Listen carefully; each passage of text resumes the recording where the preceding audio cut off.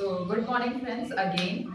अब हम कुछ जॉइंट्स पे एक्सरसाइज करना शुरू करते हैं क्योंकि हम लोग सब कोई डे टू डे लाइफ में हम लोग एक्सरसाइज बहुत कोई जिम ज्वाइन करते हैं, बहुत एक्सरसाइज कर लेते हैं, बट हम लोग बेसिकली हमारे जॉइंट्स को हम लोग नज़रअंदाज करते हैं, जिसके कारण हमारे जॉइंट्स से रिलेटेड बहुत सारी चीज़ें होती हैं। जब आप एक एज तक पहुंच जाते हो जहाँ पे आप अपने एक्सरसाइज को कंटिन्यूसली नहीं कर सकते हो, तो उस कंडीशन पे आपके जॉइंट्स के जो लिगामेंट है वो कहीं ना कहीं ब्रेक हो जाते हैं और आपके जॉइंट्स के बीच में घर्षण कम हो जाता है। घर्षण के लिए जो आपको प्रॉपर लिक्विड चाहिए होता है वो नहीं हो पाता है, जिसके कारण आपको पेन शुरू होता है या फिर बहुतों को गठिया का आर्थराइटिस का प्रॉब्लम शुरू हो जाता है।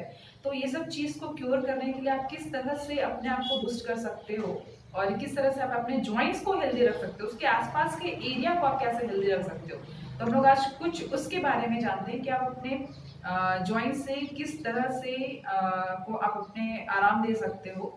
तो चलिए शुरू करते हैं। सबसे पहले हम लोग शुरू करते हैं अपने गर्दन से। तो सबसे पहले हम लोग लंबी सांस भरेंगे। सिंपली सबसे उसके पहले हम एक चीज़ और बताना चाहेंगे कि सिंपली हम लोग सिर्फ दोनों ही क्रॉसलेग पोजीशन में ही बैठेंगे, ताकि ये काफ़ी बुजुर्ग लोग भी इसे कर सके और बच्चे भी कर सके, किसी को कोई परेशानी ना हो। जस्ट सिंपली आप जिस तरह से बैठ सकते हैं कंफर्टेबली आप बैठ जाइए। बस सिर्फ आप ये ध्यान दीजिए कि आपके रीढ़ की हड्डी सीधी होनी चाहिए।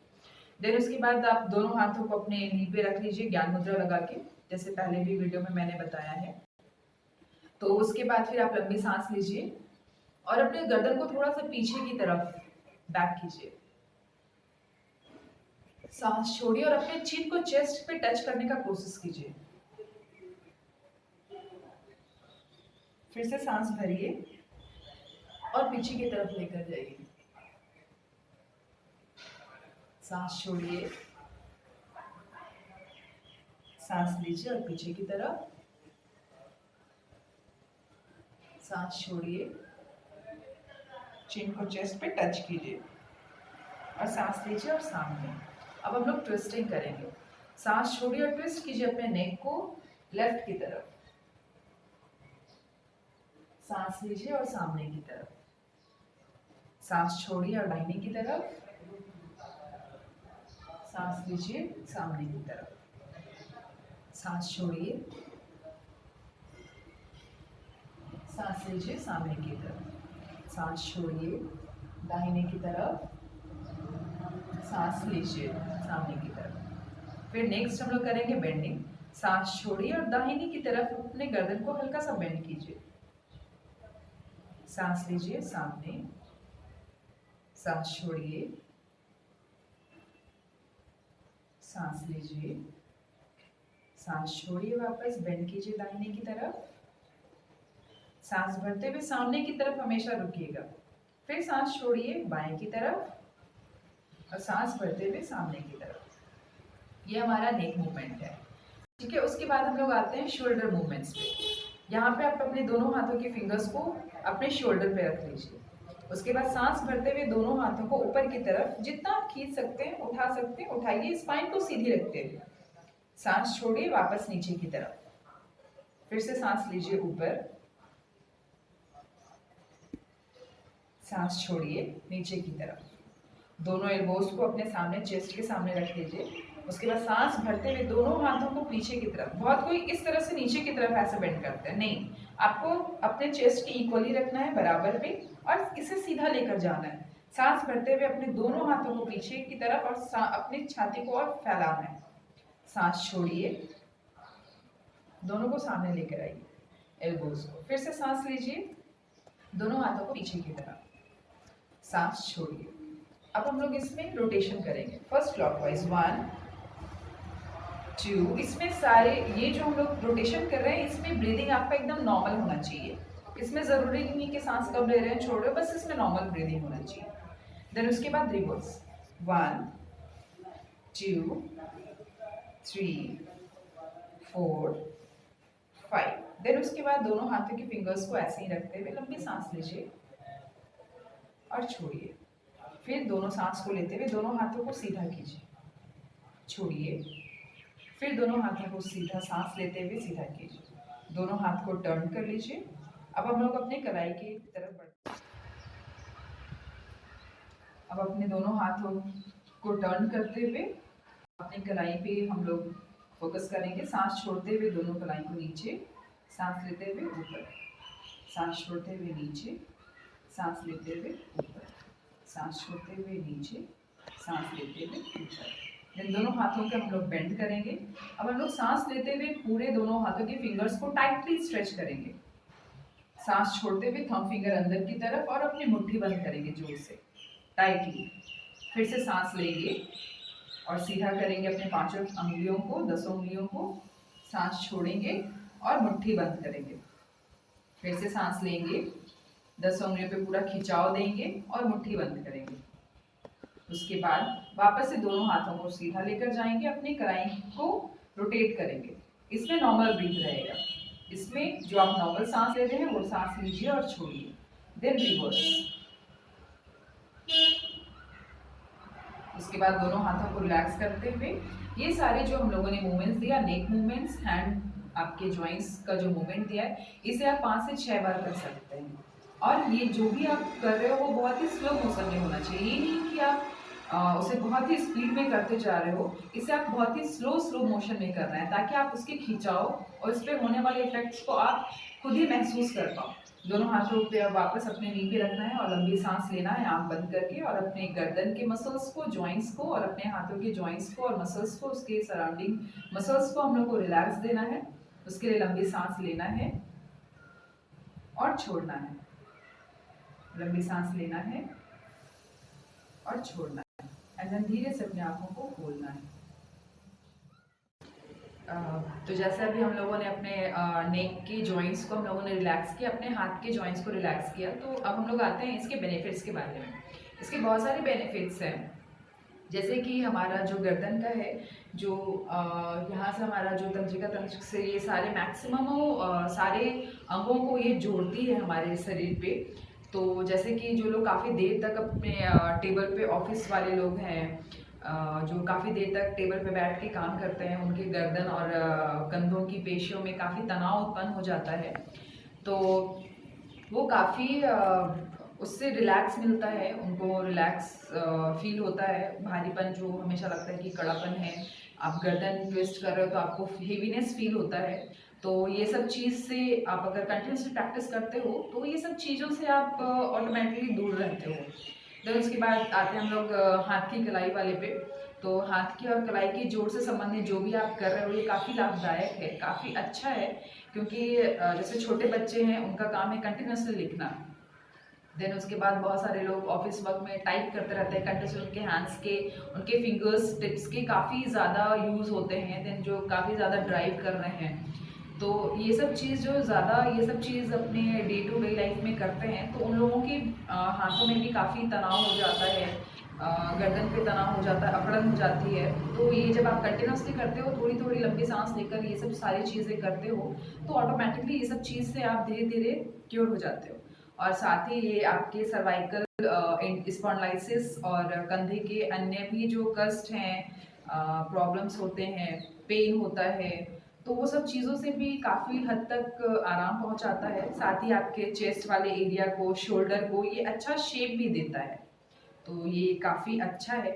तो ये चीज़ें काफ़ी अच्छी हैं। तो चलिए अब हम लोग नेक्स्ट की तरफ बढ़ते हैं। चलिए अब हम लोग जैसे हम लोगों ने सर का कर लिया, हाथ का कर लिया, अब हम लोग अपने पैरों की तरफ बढ़ते हैं। तो सबसे पहले दंडासन में बैठ जाएंगे, दोनों पैरों को सीधा कर लेंगे। उसके बाद दोनों हाथों को अपने बटक्स के, नितंब के बगल में रखेंगे और अपने स्पाइन को सीधा रखेंगे। उसके बाद लंबी सांस भरेंगे और छोड़ेंगे। अपने स्पाइन को हमेशा सीधा रखना है। जब भी आप ये सारे जॉइंट्स पे एक्सरसाइज करते हो तो कोशिश करना है आप अपने स्पाइन को हमेशा सीधा रखें। तो उसके बाद हम लोग आते हैं अपने नी की तरफ। तो सबसे पहले आप अपने नी की तरफ में अपने थाइस मसल्स को टाइट करना है और अपने नी कैप्स को पुल अप करना है ऊपर की तरफ। जैसे आप देख रहे हैं वीडियो में, टाइट करते अपने थाइस मसल्स को खींचना है ऊपर की तरफ और अपने नीज को मूवमेंट देना है। ये आप 4 से 5 बार कर सकते हैं। 1 2 3 4 and 5। Then leave it loose, दोनों को ढीला छोड़ दें दोनों पैर को। फिर उसके बाद जब आप काफ़ी देर तक बैठते हैं तो आपके पैर में खिंचाव होती है, तो उसके पहले आप ये भी कर सकते हो कि दोनों पैर को सीधा करने के बाद दोनों पैरों के बीच में थोड़ा सा रिलैक्स करने के लिए दोनों को थोड़ा सा हिला लें पैर, जिससे कि आपके जो ब्लड जो रुका है, आप जितनी देर से बैठे हो तो वो आप थोड़ा सा नॉर्मल हो जाए। देन उसके बाद आप क्या करोगे, अब हम लोग आते हैं अपने दाहिने पैर को पहले मोड़ते हैं। उसके बाद अपने दाहिने नी के अंदर से दोनों हाथों को लेकर आते हैं और इंटरलॉक करते हैं। उसके बाद सांस लेते हुए आप अपने दाहिने पैर को ऊपर की तरफ जितना हो पाए, आपसे इतना हो पाए आप इतना ही उठाइए, इतना हो पाए इतना ही उठाइए। सांस लेते हुए ऊपर की तरफ उठाना है और सांस छोड़ते हुए वापस इसे अपने नीचे की तरफ लेकर आना है। इस पैर को आप बहुत ज्यादा आगे भी ना रखें, कोशिश कीजिए अपने थाई के आसपास पे, दूसरे पैर के जो थाई है उसके आसपास में रखें। फिर से वापस सांस भरते हुए इसे पैर को उठाना है और सांस छोड़ते हुए नीचे लेकर आना है। सांस लेते हुए ऊपर की तरफ, सांस छोड़ते हुए नीचे की तरफ। उसके बाद इस पैर को ढीला छोड़ देना। अब हम लोग आते हैं दूसरे पैर की तरफ। सेम इस पैर को भी फोल्ड करना है, लेफ्ट लेग को दोनों हाथों को अपने नी के अंदर से लेकर जाना है और इंटरलॉक करना है और अपने थाई को टाइटली पकड़ना है। फिर वापस सांस लेते हुए इसे अपने पैर को उठाना है, ऊपर की तरफ स्ट्रेच करना है, कोशिश करना है अपने नी को सीधा रखें। सांस छोड़ते हुए वापस अपने दाहिने नी के पास या फिर अपने थाई के पास कोशिश करना है दूसरे पैर के अपने तलवे को लेकर आना है। फिर से वापस सांस लेते हुए ऊपर की तरफ, सांस छोड़ते हुए नीचे की तरफ, सांस लेते हुए ऊपर की तरफ, सांस छोड़ते हुए नीचे की तरफ, फिर पैर को सीधा। उसके बाद फिर हम लोग आते हैं दूसरा एक्सरसाइज जॉइंट्स फ्री। अब अपने दाहिने पैर को मोड़कर बाएं थाई के ऊपर रखना है। उसके बाद अगेन ये दोनों हाथों की फिंगर्स को इंटरलॉक करना है और उसे अपने दाहिने नी के नीचे रखना है सपोर्ट के लिए। सांस छोड़ते हुए अपने दाहिने नी को चेस्ट की तरफ लेके आना है। सांस लेते हुए नीचे, सांस छोड़ते हुए वापस अपने चेस्ट की तरफ, सांस लेते हुए नीचे की तरफ। फिर अब दूसरे पैर से हम लोग करते हैं। अब अपने बाएं पैर को मोड़ना है और अपने दाहिने थाई पे रखना है। उसके बाद सेम इंटरलॉक करना है, दोनों हाथों के फिंगर्स को होल्ड करना है, पकड़ना है, फिर सांस छोड़ना है और अपने चेस्ट को लेके आना है, पैर को लेके आना अपने चेस्ट की तरफ। फिर सांस लेते हुए नीचे की तरफ इसे दबाना है। फिर सांस छोड़ते हुए इसे अपने चेस्ट की तरफ लेकर आए, सांस लेते हुए नीचे लेकर जाए। फिर उसके बाद अपने दोनों पैरों को सीधा कर लें। अगर भारीपन हो रहा है, आपके पैरों में फील हो रहा है, तो दोनों पैरों को हल्का सा मूवमेंट दे दें, थोड़ा सा शेक कर दें, जिससे कि आपके दोनों पैर थोड़ा सा रिलैक्स फील करें। अगर आपको हेवीनेस फील हो रहा है तो अगेन आप लंबी सांस लीजिए और छोड़िए, अपने दोनों पैर को रिलैक्स कीजिए, लंबी सांस लेते हुए छोड़ते हुए। उसके बाद हम लोग आते हैं एंकल जॉइंट्स पे। सांस छोड़ते हुए अपने दोनों एंकल को नीचे की तरफ झुकाना है, सांस लेते हुए अपने बॉडी की तरफ, सांस छोड़ते हुए नीचे की तरफ, सांस लेते हुए अपने बॉडी की तरफ इसे खींचना है, सांस छोड़ते हुए नीचे, सांस लेते हुए ऊपर। उसके बाद हम लोग आते हैं अपने पैर के फिंगर्स के लिए। सांस छोड़ते हुए अपने दोनों पैरों के फिंगर्स को टाइटली बंद करना है, सांस लेते हुए इसे भी खींचना है, सांस छोड़ते हुए बंद करना है, सांस लेते हुए इसे खींचना है, सांस छोड़ते हुए। चलिए, जैसे हम लोगों ने अभी फिंगर्स का कर लिया, सांस छोड़ते हुए मोड़ना है, सांस लेते हुए ऊपर। अब हम लोग आते हैं एंकल रोटेशन पर। इसमें नॉर्मल मिल जाएगा, सिर्फ आप क्लॉकवाइज 4 से 5 बार एंड देन एंटी क्लॉकवाइज 4 से 5 बार। उसके बाद फिर से दोनों पैरों पे शेक कर लीजिए। उसके बाद आप स्थिर, आप किसी भी जो आपके लिए कंफर्टेबल हो क्रॉस लेग पोजीशन, उसमें आकर बैठ जाइए। ये सारे जितने भी हम लोगों ने अभी जॉइंट्स फ्री किया है, ये 5 से 6 बार आप आराम से कर सकते हो।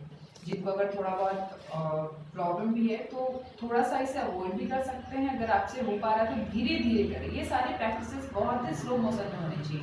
ये नहीं कि बहुत आप स्पीड अप में करके आप निकल गए, नहीं, ये आप अपने शरीर के जॉइंट्स को आप रिलैक्स देने के लिए कर रहे हो, ना कि उस पर और प्रेशर दे रहे हो, ना ही उसे आप उस पर और हेवीनेस बढ़ाकर उसे और दर्द पहुंचाना चाह रहे हो। तो आप उसे रिलैक्स करना चाह रहे हो। तो ये जितनी भी चीज़ें आप जितना हो सके धीरे धीरे इस मूवमेंट को करें, और ये कहीं ना कहीं आपके लिए बेनिफिशियल भी होगी। तो अब हम लोग आते हैं उसके बेनिफिट्स के बारे में। तो चलिए हम लोग स्टार्ट करते हैं इसके बेनिफिट्स। तो चलिए अब हम लोग आते हैं जो हम लोगों ने लेग्स मूवमेंट जो दिया है, लेग्स के जॉइंट्स को जो हम लोगों ने मूवमेंट्स दिया है, तो उसके बेनिफिट्स के बारे में थोड़ा सा हम लोग डिस्क्राइब कर लेते हैं। तो सबसे पहले जो हम लोगों ने लेग्स के मूवमेंट अपने नी, एंकल, उसके बाद फिंगर्स, ये सब जो हम लोगों ने मूवमेंट दिया है, तो उसके बेनिफिट्स ये हैं कि आप जो पैर के पंजे होते हैं और जो आपके काफ मसल्स, जो ये वाला एरिया है, ये वाले एरिया, तो ये वाले एरिया पे ये जो बहुत ही लोगों का ऐंठन होता है, थकान होता है, तो उनके लिए काफ़ी अच्छा है, वो ऐंठन को दूर करता है। साथ ही क्योंकि हमारा जो पूरा बॉडी है, पूरा बॉडी का वेट हमारा कहीं ना कहीं सिर्फ एक घुटने पे ही पड़ता है, उसका सबसे ज़्यादा असर हमारे घुटने पे पड़ता है। क्यों? और उस घुटने के मतलब जैसा आप बोल सकते हो कि उसके लिए स्पेशली और कोई सपोर्टिव नहीं है, सिर्फ एक घुटना ही है जिसके बैलेंस पे आपका पूरा बॉडी वेट आपका संभलता है। तो कहीं ना कहीं ये सारे एक्सरसाइज आपके बॉडी वेट को कंट्रोल में तो करता ही है, साथ ही आपके नी को भी स्ट्रेंथ देता है, ताकत देता है, मजबूती देता है, जो कि वो आपके शरीर का भार को अच्छी तरह से उठा पाए। और साथ ही साथ उसमें चोट, मोच या गठिया इत्यादि ये सब होने की संभावना भी, जो रिस्क फैक्टर है बोन्स के टूटने का, जो रिस्क फैक्टर है, वो भी कहीं ना कहीं रिड्यूस होता है। साथ ही जो भी एक्सरसाइज हम लोग कर रहे हैं, तो जॉइंट्स फ्री का, तो वो आपके घुटने के आसपास, आपके जॉइंट्स के आसपास आपके लिगामेंट को और अच्छा बनाता है, और आपके आसपास की जो मांसपेशी हैं, मसल्स हैं, हड्डी है, उनको भी काफ़ी मजबूती प्रदान करता है, और आपके उस बोन्स को भी जो न्यू लाइफ है वो भी प्रोवाइड करता है, उसकी डेंसिटी को बढ़ाता है। और जो लोग काफ़ी लंबे समय तक खड़े रह रहे हैं, खड़े होने के कारण उनके बैक पे या फिर आपके बटक्स वाले एरिया पे बहुत ज़्यादा प्रॉब्लम्स क्रिएट शुरू होता है, खिंचाव से शुरू होता है, और उसके बाद बहुत सारी चीज़ें शुरू होने लगती है लाइफ आपकी बॉडी पे। तो ये सब चीज़ों को भी वो कहीं ना कहीं धीरे धीरे ये सब सारी चीज़ों को क्योर करता है। तो ये सब सारी चीज़ें जॉइंट्स फ्री जो आज मैंने आपको बताया, ये काफ़ी हद तक आपके लिए बहुत ही बेनिफिशियल है। थोड़ी थोड़ी अमाउंट पे ही कर सकते हैं हम, ज़रूरी नहीं कि आधे घंटे, 1 घंटे, 2 घंटे बैठ के हम करे जा रहे हैं, बट थोड़ा कीजिए, बट इफ़ेक्टिव वे में कीजिए, ब्रीदिंग के साथ कीजिए जैसे मैंने बताया है आपको। और अपने साथ-साथ अपने घर के बच्चों को, बूढ़ों को, अपने फैमिली मेंबर्स को, ये सबको कराइए। और दोबारा से आशा करते हैं कि शायद आपको ये वीडियो काफ़ी पसंद आए, और कोशिश करेंगे कि और भी अच्छी-अच्छी चीज़ें आपको बता सकें। और आप सभी से हाथ जोड़कर एक यही विनती है कि मेरे चैनल को सब्सक्राइब कीजिए, लाइक्स कीजिए और शेयर कीजिए, सो लोग इससे और ज़्यादा इम्प्रेस हो और इसको day to day life activity में इसको यूज़ भी कर पाएँ। तो कहीं न कहीं ये मेरे लिए भी बहुत ही अच्छा होगा कि मेरे कारण कुछ लोगों को कम से कम अच्छी चीज़ें तो जानने को मिली। So thank you.